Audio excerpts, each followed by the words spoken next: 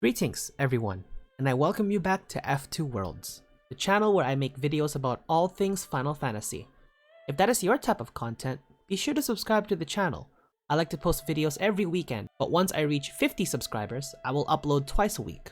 As of right now, I am making videos for Final Fantasy X, but I am also currently working on other Final Fantasy games, so expect those in the future. For today's video, we will be taking a closer look at the High Summoners of Spira. A High Summoner is a title granted upon a summoner that has achieved the ultimate goal of all summoners, to obtain the final Aeon and defeat Sin. While summoners have always existed in Spira long before the arrival of Sin, it was only when Sin was born and the religion of Yevon was formed that the title of High Summoner started to be given to those who defeated Sin, albeit temporarily. While this pilgrimage does cost the life of the summoner and the guardian they choose as their final Aeon, the people of Spira commemorate the achievements of the summoner and grant them the title of High Summoner. Before the events of Final Fantasy X and Yuna's victory over Sin to the point where it does not return, there have only been 4 other High Summoners, none of whom have lived long enough for their name to be granted that title.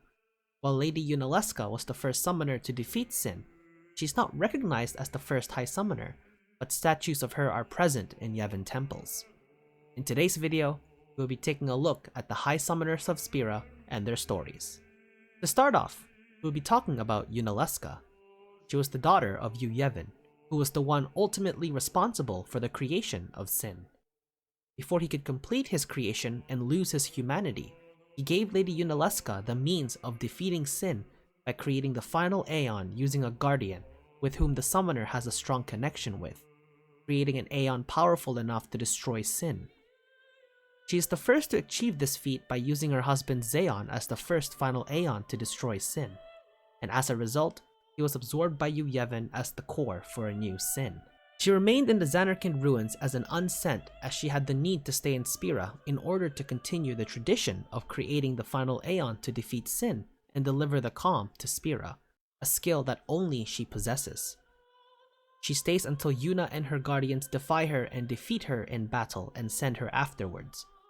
While Yunaluska is recognized as the first summoner to defeat Sin, she is not technically given the title of High Summoner.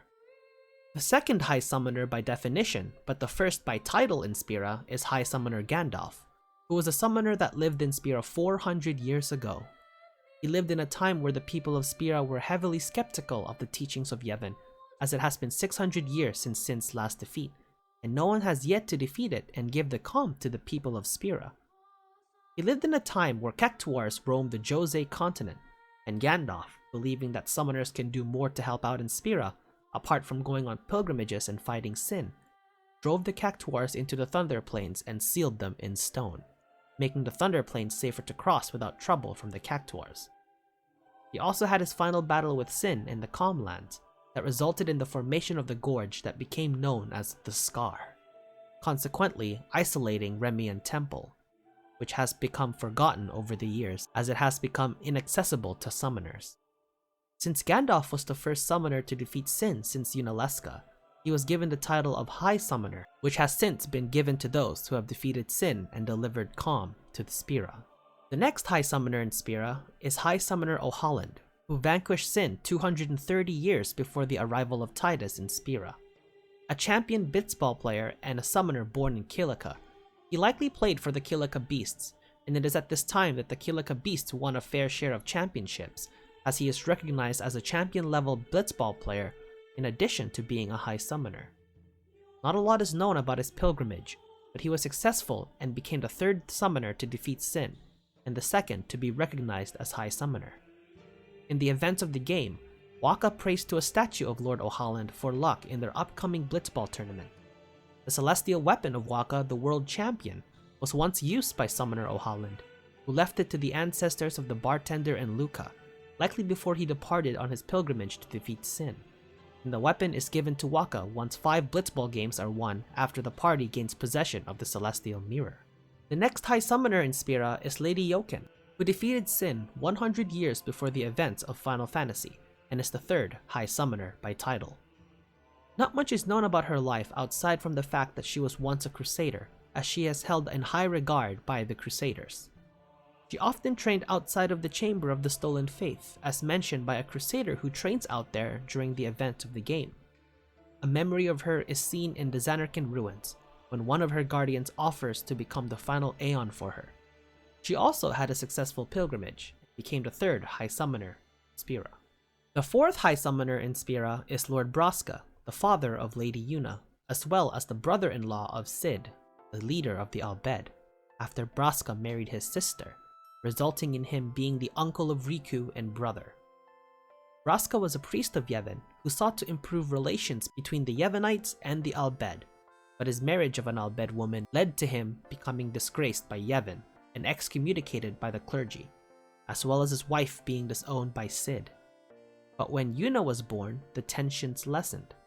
Broska decided to embark on his journey after learning of the news that his wife had died from an attack by Sin as she was traveling to Bikanel to restore relations with her family. He did this so that others did not have to suffer the same pain as he did when he lost his wife. His party was held in low regard by the Yevonites, as he chose his guardians to be a drunk prisoner and a disgraced monk, in addition to him being discharged from the religion. Along the way, he left the movie sphere for Yuna, letting her know that no matter what path she took, he would be proud of her. He did this knowing that he would not be able to see her again if he was successful on his pilgrimage. He was at the age of 35 when he embarked on his pilgrimage and defeated Sin, along with Orin and Jet as his guardians, along with the latter becoming the final Aeon, and together they defeated Sin, with Jet becoming the core for the current incarnation of Sin in Final Fantasy X. For his defeat of Sin from a successful pilgrimage, Broska became the fourth High Summoner, but it took 10 years for a statue of him to be put in the temples of Yevon, because of his status as an exiled priest of Yevon. Now we come to the fifth and the most current High Summoner and the daughter of Broska, Lady Yuna. We see her journey throughout the game, and it results in her successful journey to defeat Sin permanently.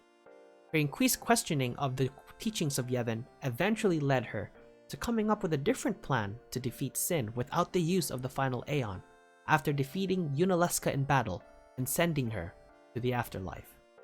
Despite the loss of hope from all the followers of Yevon, Yuna and her guardians, along with help from the Al Bhed, greatly weakened Sin to the point where it could be infiltrated and they are able to bypass the armor to get to Yevon and eventually defeat him, leading to the destruction of Sin and Yuna delivering the eternal calm to Spira, making her the fifth and final High Summoner of Spira, but the first to have done it without the use of the final Aeon ritual, as well as the only High Summoner to have lived to receive the title. Her victory meant that the teachings of Yevon were no longer upheld since Sin has been destroyed, so there would be no need for summoners to embark on pilgrimages, nor would there be need for future High Summoners. And that will conclude today's video. We got to dig deeper into the High Summoners of Spira and learn more about their lives.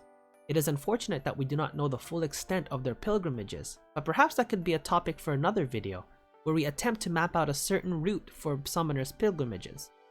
What did you guys think of the High Summoners of Spira? Which one did you enjoy learning the most about?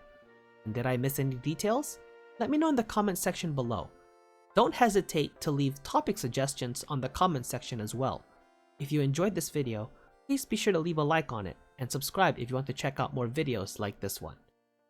And that will conclude today's video, and that, as they say, is that.